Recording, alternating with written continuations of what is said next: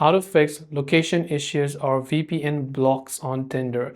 Hey everyone, welcome to the channel. In this video, we're going to learn how we can fix location spoofing issues or VPN blocks on Tinder. So without any further ado and delay, let's get started with today's video.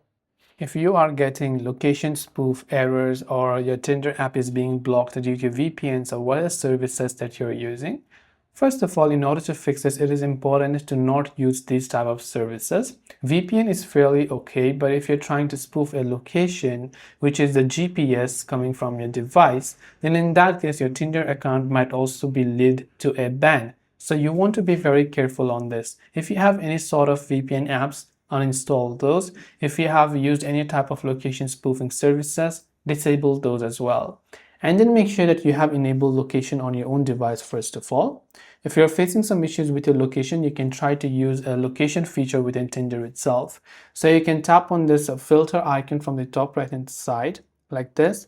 And here you can see add a new location. So you can tap on add a new location, tap on add new location, and Tinder will show you people based on those locations. If you want though, you can also customize the amount of miles or minimum distances that you want people to be shown.